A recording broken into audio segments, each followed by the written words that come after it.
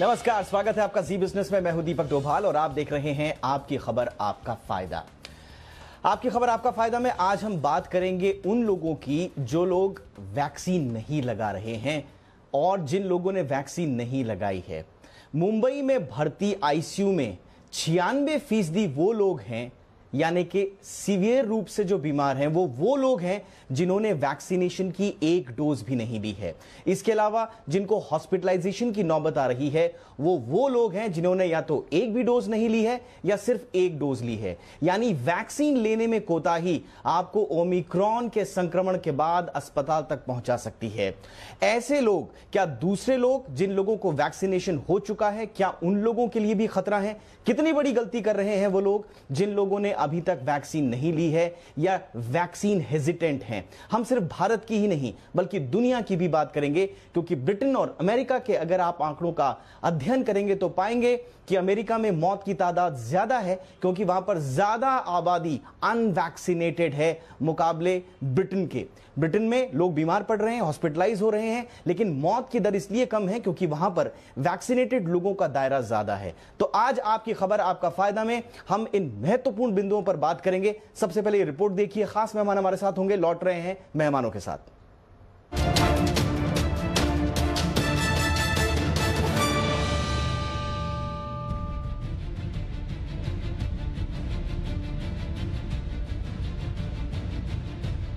क्या आपने वैक्सीन लगवाई है? अगर नहीं तो तुरंत लगवाइए।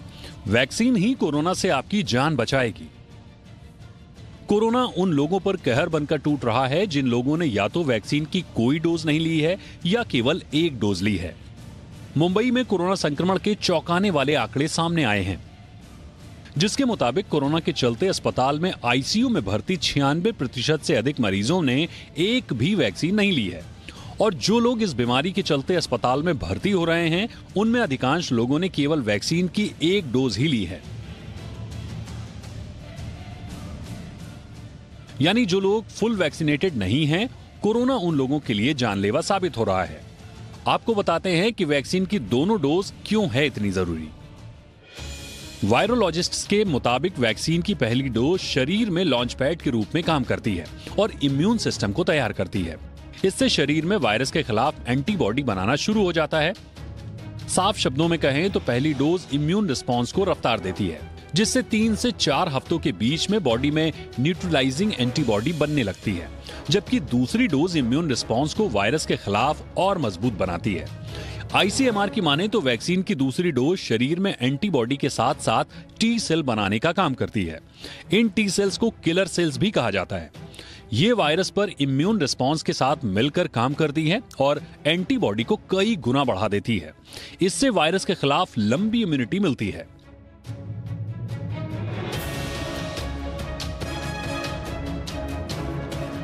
अमेरिका से जो आंकड़े निकलकर सामने आ रहे हैं, उसके मुताबिक जिन लोगों ने फुल वैक्सीनेशन के साथ बूस्टर डोज लिया है, उनमें कोरोना के चलते हॉस्पिटलाइज्ड होने का खतरा 88% तक कम है। जिन लोगों ने वैक्सीन की दोनों डोज ली है, उनमें हॉस्पिटलाइज्ड होने का खतरा 65% तक कम है। यानी कोरोना से अगर जान बचानी है तो फुल वैक्सीनेशन से बड़ा कारगर हथियार कुछ और नहीं है।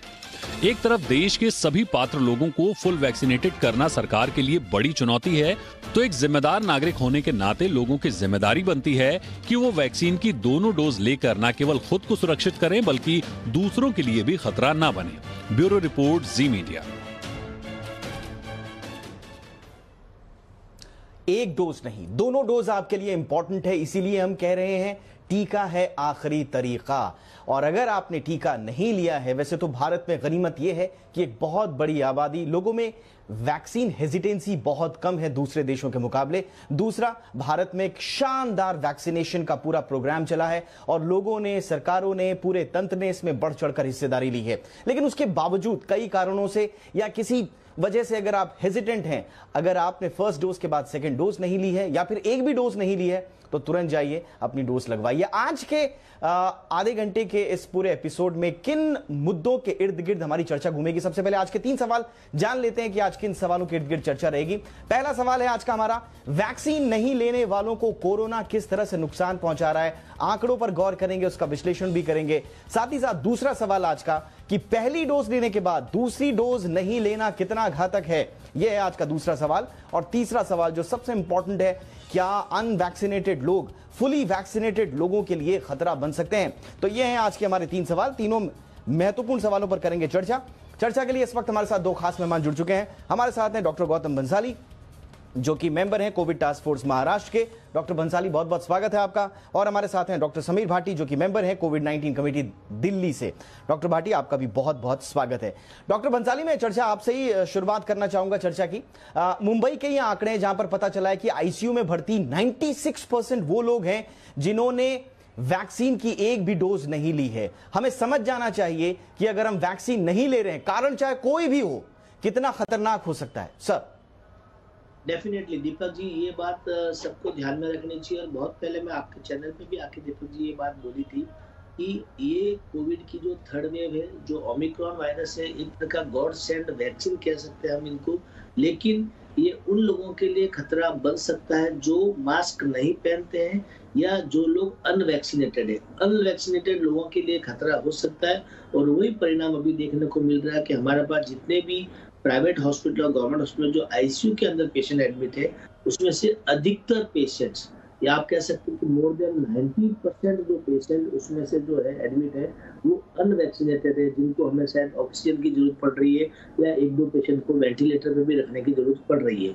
अधिकतर अनवैक्सीनेटेड पेशेंट है, अधिकतर मतलब मोर देन 90% पेशेंट्स अनवैक्सीनेटेड है। इसलिए बार बार हमने ये समझाया था शुरू से लेकर के अब तक भी कि वैक्सीन बहुत ज्यादा जरूरी है। जितना मास्क जरूरी है उतना ही वैक्सीन जरूरी है। और उसी की कड़ी में ये बूस्टर डोज भी आज गवर्नमेंट ऑफ इंडिया ने चालू किया है। बूस्टर डोज जो सब लोगों के लिए मुझे लगता है बहुत बड़ा वरदान साबित हो। बिल्कुल। और हमारे साथ डॉक्टर एनके अरोड़ा साहब, chairman NTAG, national technical advisory group on immunisation and जो चीफ भी हैं नेशनल टास्क फोर्स के आईसीएमआर की। बहुत बहुत स्वागत है डॉक्टर अरोड़ा आपका हमारे शो पर। डॉक्टर अरोड़ा, हम चर्चा यही कर रहे हैं कि जो या तो पार्शियली वैक्सीनेटेड लोग हैं, सिंगल डोज वैक्सीनेटेड लोग हैं, और जो अनवैक्सीनेटेड लोग हैं, खबर ये आ रही है, डेटा अभी तक ये आ रहा है कि जिनको हॉस्पिटलाइजेशन की आवश्यकता पड़ रही है, जिनको वेंटिलेटर पर रखने की आवश्यकता पड़ रही है, ज्यादातर वही लोग हैं। ऐसे में आप क्या कहेंगे उन लोगों के लिए जो किसी भी कारणवश अब तक वैक्सीन नहीं ले रहे हैं? मैं धन्यवाद आमंत्रित करने के लिए। मैं यहाँ पर 2-3 बातें कहना चाहूंगा। जो ये बिल्कुल सही है, और ये डेटा अभी 12 घंटे पहले ही न्यूयॉर्क से आया है, जिसमें ये दिखाया गया है कि अगर आपने वैक्सीन नहीं लगवाई है तो आपके हॉस्पिटल में दाखिल होने की संभावना 30 गुना ज़्यादा है एज कंपेयर टू अगर आपने वैक्सीन फुली वैक्सीनेटेड है। तो ये एक बहुत ही एक चिंताजनक बात है कि अगर वैक्सीन अगर किसी ने नहीं ली है तो, और साथ में जितनी तेज़ी से संक्रमण हो रहा है, उस स्थिति में अगर ओमिक्रॉन का इन्फेक्शन किसी को होता है तो बहुत संभावना है कि गंभीर बीमारी होगी। दूसरी चीज जो बहुत ही महत्वपूर्ण है, और वो ये कि खास तौर पे जो 60 साल से ज़्यादा हैं और जिनको दूसरी कोमॉर्बिडिटीज़ हैं, जैसे कैंसर का इलाज चल रहा है, या हार्ट की बीमारी है, या डायबिटीज़ है, ब्लड प्रेशर है, या लिवर किडनी की कोई बीमारी है, ऐसे व्यक्तियों में जो है जब ओमिक्रॉन हो जाता है तो हॉस्पिटल में दाखिल होने की संभावना बढ़ जाती है। इनफैक्ट आपको आज का एम्स का डेटा मैं अगर बताऊं तो 150 से ज़्यादा वहाँ मरीज़ हैं, और लगभग सभी मरीज़ ऐसे जो में है कोविड फैसिलिटी में, आईसीयू में, वेंटिलेटर पे, वो ज़्यादातर मरीज़ वो हैं जिनको इस तरह की कोमॉर्बिडिटीज़ हैं, चाहे वैक्सीन लगी हुई है। तो हम अपने बुजुर्ग जो हमारे 60 साल से ऊपर वाले हैं या जिनको कोमॉर्बिडिटी हैं, उनको विशेष तौर पे उनको ध्यान नज़र रखने की ज़रूरत है। और 3-4 जो पिछली बार के बीमारी के लक्षण थे कि भाई अगर बुखार 5-6 दिन से नहीं उतर रहा है, सांस लेने में तकलीफ है, बात करने में खांसी हो रही है, या ऑक्सीजन का कंसंट्रेशन कम हो रहा है, तो ऐसे व्यक्ति को तुरंत अस्पताल में ले जाने की आवश्यकता है।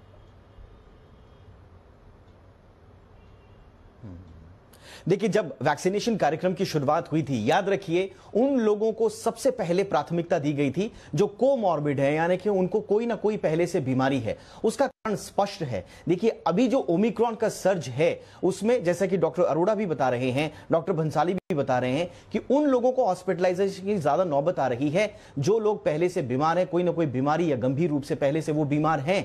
और अगर ऐसे लोगों ने या ऐसे लोगों के परिवार वाले हमारा शो देख रहे हैं, उन्होंने अगर सिंगल डोज ही ली है या एक भी डोज नहीं ली है, तो उनके लिए तो अपरिहार्य हो जाता है कि किसी भी सूरत में वो वैक्सीनेटेड हो जाएं। ये बहुत इंपॉर्टेंट है। देखिए सरकार आगे बढ़कर सब लोगों को बचाने के लिए, वैक्सीनेशन के लिए अपनी तरफ से कदम उठा रही है, लेकिन ये पूरा जो अभियान है ये पब्लिक पार्टिसिपेशन के बिना मुमकिन नहीं है, इसलिए अपनी जिम्मेदारी भी आप लोगों ने निभानी है।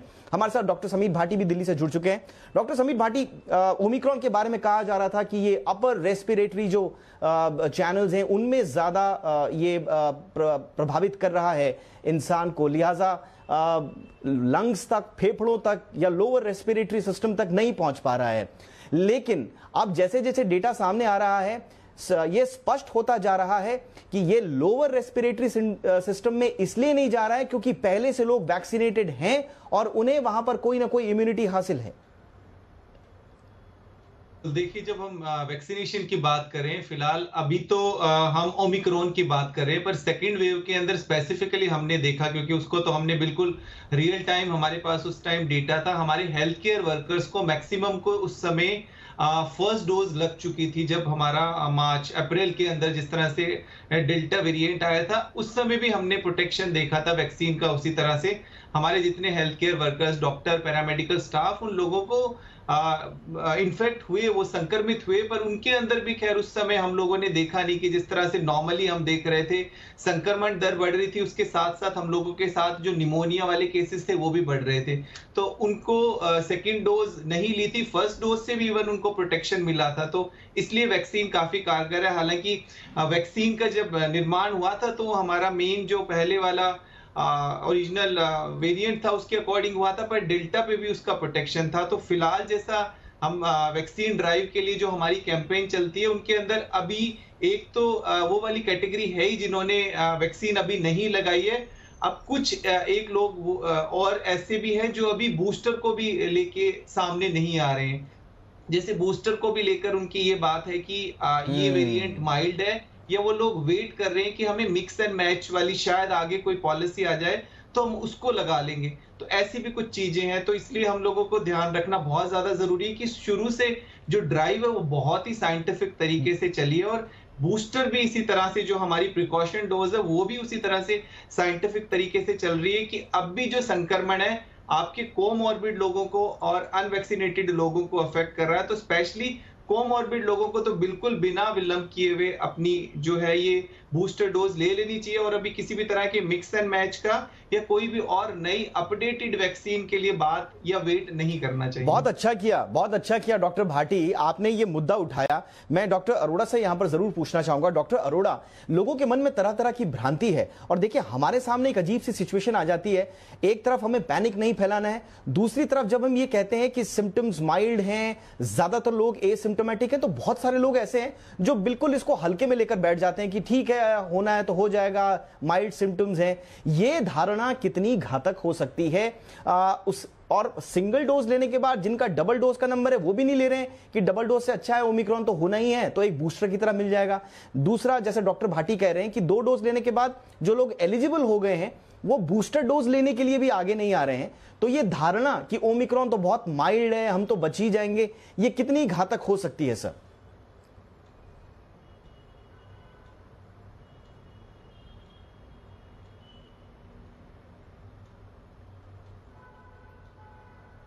डॉक्टर अरोड़ा, मेरी बात सुन पा रहे हैं आप? सॉरी म्यूट था ये। तो डॉक्टर भाटी एक बहुत महत्वपूर्ण बात उठाया है, और हमें यह समझने की जरूरत है, हम इसको बूस्टर डोज नहीं कह रहे, हम इसको प्रिकॉशनरी डोज कह रहे हैं। और प्रिकॉशनरी डोज दो सेगमेंट्स को दी जा रही है। एक जो फ्रंटलाइन वर्कर्स हैं, यानी चिकित्सा से जुड़े हुए व्यक्ति, और बाकी फ्रंटलाइन वर्कर्स। और जैसा कि हम देख रहे हैं कि पुलिस वाले, बाकी डॉक्टर्स, बहुत सारे लोग संक्रमित हैं। तो एक कैटेगरी ये है, और दूसरा जो कैटेगरी है 60 साल से ऊपर वाले, और खासतौर पे उनको जिनमें कोमॉर्बिडिटी है। और प्रिकॉशनरी डोज और दोनों में अलग अलग मकसद है। जिन लोगों में वायरस की तरफ एक्सपोजर ज़्यादा होने की संभावना है, जो कोविड के मरीजों से रोज़ जूझते हैं या अपने रोज़मर्रा के काम में कोविड के संक्रमित लोगों से जैसे पुलिस वाले उनसे मुकाबला हो, उनसे संपर्क हो रहा होता है, ऐसे लोगों में प्रिकॉशनरी डोज का मकसद दोनों है कि उनकी प्रतिरक्षा बढ़ाई जाए, साथ ही साथ जिससे कि अगर पॉसिबल हो सके तो उनमें संक्रमण की मात्रा कम की जा सके। दूसरी तरफ जो 60 साल से ऊपर हैं, उस 60 साल से ऊपर जो प्रतिरोधक क्षमता होती है शरीर की, जो इम्यूनिटी का सिस्टम होता है, उसमें सेनेसेंस, उसमें भी उम्र का असर आने लगता है, उसमें कमजोरी आने लगती है। तो अगर मैं एक डोज और दे देता हूं तो वो प्रतिरक्षण जो है ज्यादा मजबूत हो जाता है। तो इस तरीके से देखेंगे तो जो बहुत अच्छी बात की गई कि 60 साल से ऊपर वाला कोई व्यक्ति है और कोई उसको कोमॉर्बिडिटी है, दो इंजेक्शन लग चुके हैं, तो ये प्रिकॉशनरी डोज बिना इंतजार के फौरन लगाएं अगर आप आज एलिजिबल हो गए हैं। अगर आपने कुछ भी नहीं लगाया तो ये आपने बिल्कुल अच्छा नहीं किया, तुरंत अपनी पहली डोज इस्तेमाल शुरू करिए और जिसकी एक लगी है और समय आने पर अपनी दूसरी डोज लगाएं। तो इस तरीके से मकसद ये है कि अगर जो हम टीका लगाते हैं उससे ओमिक्रॉन के संक्रमण और हल्की बीमारी से बचा नहीं जा सकता, लेकिन गंभीर बीमारी और अस्पताल में दाखिल होने की जो पॉसिबिलिटी है, जैसा कि मैंने बताया, 1/30 गुना हो जाती है, यानी कुल 3% रह जाती है। और यही हमने जो दूसरी लहर में देखा कि लोगों को बहुत सीरियस बीमारी हुई और फिर बहुत परेशानियां हुई, वो परेशानी मिनिमल रहे। और आज जब हम एक बहुत सुदृढ़ प्लेटफॉर्म पे हैं, जब 150 करोड़ डोजेस दी जा चुकी हैं, 90% से ज़्यादा वयस्कों को टीका कम से कम लग चुका है, ऐसी स्थिति में ढिलाई जो है वो और लापरवाही हमारे लिए बहुत चिंता का विषय है। और अगर हम इन बातों का ध्यान रख लेते हैं तो फिर हमें आतंकित होने की बिल्कुल आवश्यकता नहीं है, कोई पैनिकी होने की जरूरत नहीं। सवाल हमारा यही है सर, जो अनवैक्सीनेटेड लोग हैं, क्या वो फुली वैक्सीनेटेड या पार्शियली वैक्सीनेटेड लोगों के लिए खतरा बन सकते हैं संक्रमण के लिहाज से? सर जी दीपक जी, जैसे डॉक्टर अरोड़ा साहब ने भी बताया इसके बारे में, अनवैक्सीनेटेड लोग डेफिनेटली प्रॉब्लम कर सकते हैं जो वैक्सीनेटेड लोग होते हैं, क्योंकि अनवैक्सीनेटेड लोगों को इन्फेक्शन होने के बहुत ही हाई चांस है। इन्फेक्शन होने के अलावा वो सीवियरिटी होने के भी हाई चांस है। इस थर्ड वेव के अंदर जो हमने देखा था पहले, सेकेंड वेव, दोनों को अगर कंपेयर किया जाए तो जो हमारे पास फोन कॉल आते थे सेकेंड वेव के अंदर, हर व्यक्ति का कॉल यही था, साहब इसका सांस बहुत फूल रहा है, इसका ऑक्सीजन लेवल इतना गिर गया, इसका ऑक्सीजन लेवल 80 हो गया, 75 हो गया है, 90 हो गया है, अर्जेंट आईसीयू चाहिए, अर्जेंट हॉस्पिटल चाहिए। थर्ड वेव में ये चीजें बहुत कम हो गई है, या कह दीजिए कि नहीं के बराबर हो गई है। थर्ड वेव में अभी तक मेरे पास एक भी ऐसा कॉल नहीं आया जो फोन पे बोला हो कि साहब सांस बहुत फूल रहा है या इसका सैचुरेशन लेवल कम हो गया है। सो इसका सबसे बड़ा कारण है कि हमारे हिंदुस्तान में वैक्सीनेशन प्रोग्राम बहुत सक्सेसफुली, बहुत कम टाइम पीरियड में बहुत अच्छे ढंग से हुआ है। इसीलिए बार बार हम लोग कह रहे हैं जो अनवैक्सीनेटेड लोग हैं वो वैक्सीनेटेड लोगों के लिए भी बहुत बड़ा खतरा साबित हो सकते हैं। उनके पास अभी भी समय है कि टाइमली जाकर के उनको वैक्सीन लेना चाहिए। और गवर्नमेंट ने जो अभी आज से स्टार्ट किया, ये बूस्टर डोज स्टार्ट किया, जो प्रिकॉशनरी डोज जिसे कह सकते हैं, जो health care worker, frontline worker के लिए है, और 60+ के लोगों के लिए, जैसे डॉक्टर अरोड़ा साहब ने भी बताया बात ये कि 60 के बाद में लोगों की इम्यूनिटी पावर थोड़ी कम होने लगती है। ये बूस्टअप करेगा ये बूस्टर डोज और हमको किसी भी तरह के खतरे से बचाएगा। तो ये बहुत ही जरूरी है। अनवैक्सीनेटेड लोगों को अभी समझ में धीरे धीरे आ रहा है कि उन्होंने जो गलती की थी, जो गलत बातों पे ध्यान दिया था कि नहीं हमें नहीं लेना वैक्सीन या अपने आप ठीक हो जाएगा, वो एक बहुत बड़ी गलतफहमी थी। अभी भी उनके पास समय है, टाइमली जाकर के वैक्सीन लगाना चाहिए। हमारे बॉम्बे हॉस्पिटल में भी वैक्सीन चल रहा है, मुंबई में सब जगह पे फुल स्पीड में वैक्सीनेशन चालू हो गया है। हिंदुस्तान में कहीं पर भी वैक्सीन की कोई भी कमी नहीं है। इनफैक्ट बॉम्बे हॉस्पिटल ने तो फ्री में वैक्सीनेशन प्रोग्राम चालू किया है, तो हिंदुस्तान का पहला प्राइवेट हॉस्पिटल जो फ्री वैक्सीनेशन भी दे रहा है। तो लोगों को जाकर के बढ़ चढ़ के वैक्सीनेशन में हिस्सा लेना चाहिए। बिल्कुल। और जैसा कि हम लगातार कह रहे हैं कि 150 करोड़ डोज देने के बाद भारत में अब यह नहीं कहा जा सकता है कि लोगों में किसी तरह की हेजिटेंसी है, लेकिन कुछ वो लोग हैं, अब इसमें दोनों लोग हैं, कुछ लोग शायद किन्हीं कारणोंवश, जो कि जेन्युइन कारण भी हो सकते हैं, उनकी वजह से वैक्सीन नहीं ले रहे हैं, और कुछ लोग शायद किसी तरह की भ्रांति के चक्कर में आकर वैक्सीन नहीं ले रहे हैं। लेकिन ऐसे लोगों के लिए देखिए कुछ कहानियां हैं पूरी दुनिया में। अभी 2 दिन पहले हमने एक कहानी बताई थी अमेरिका की, एक एंटी वैक्सर हैं डग कज़मा थे, अनफॉर्चुनेटली उनका निधन हो गया, लेकिन वो जाने जाते थे, बड़े मशहूर पॉडकास्टर थे, और वो अमेरिका में वैक्सीन नहीं लगाने वालों का पूरी तरह से प्रतिनिधित्व कर रहे थे कि वैक्सीन नहीं लगानी चाहिए, इसमें दुनिया भर के वो लॉजिक देते थे। लेकिन एक इसी तरह के कार्यक्रम में, जो कि एंटी वैक्सीन संभवतः कोई कार्यक्रम था, उसी में वो संक्रमित हुए और उनका निधन हो गया। और ऐसी कई सैकड़ों कहानियां हैं जिन लोगों ने वैक्सीनेशन पर भरोसा नहीं किया और अंततोगत्वा उन्हें अपनी जान गंवानी पड़ी वैक्सीन नहीं लेने के बाद, कोविड संक्रमण के बाद। तो ये बहुत सारी कहानियां हैं। अभी भी वक्त है, अगर किन्हीं कारणोंवश आपने डोज नहीं लिया है वैक्सीन का तो तुरंत लीजिए। कमी वैक्सीन की नहीं है, नंबर नहीं आ रहा हो ऐसा भी नहीं है, सारी सुविधाएं आपके पास हैं, इसलिए किसी भी कारण से आप चूक न जाएं। डॉक्टर भाटी, फटाफट आपके पास मैं आना चाहूंगा। सवाल ये उठता है डॉक्टर भाटी कि जो फर्स्ट डोज लेने के बाद कोताही कर रहे हैं सेकेंड डोज में, उनके लिए कितनी प्रतिशत संभावनाएं हैं कि वो संक्रमण की चपेट में आ सकते हैं या हॉस्पिटलाइज्ड होने की उनकी नौबत आ सकती है? देखिए, इसमें भी हम कैटेगरीज डिफाइन कर सकते हैं कि जिन्होंने नहीं लिया है, कुछ उसमें कोमॉर्बिड वाले लोग भी हैं, और कोमॉर्बिड लोगों के लिए जिस तरह से हम बात कर रहे हैं, डॉक्टर अरोड़ा ने भी बताया, डॉक्टर बंसाली ने भी बताया कि उन लोगों के अंदर इम्यून रिस्पॉन्स उस तरह का होता नहीं है, तो निश्चित तौर पे वो तो एक बिल्कुल क्लियर कट इंडिकेशन है कि उन लोगों के लिए काफी ज्यादा खतरा है।